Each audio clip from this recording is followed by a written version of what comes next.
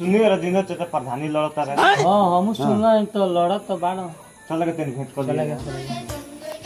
A few moments later.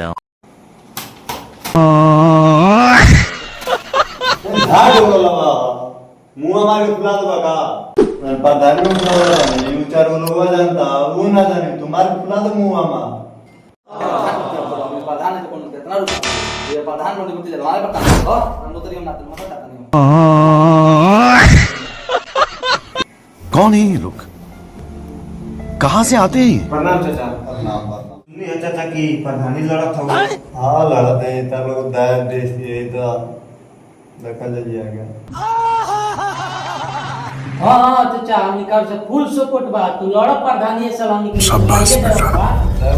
बहुत बढ़िया बतिया उधर तू गया तो पर लासने के नहीं गया ये गया पर भागी है दिन सिखाई था होता हां झाट बतिया उधर तो प्रधान ये रखा अपन नौकरी हम जाते हैं तो हरे आदमी तो हरे इज्जत नहीं के करो। हमनी के तार इज्जत झाट करम जा चल जा चल चल।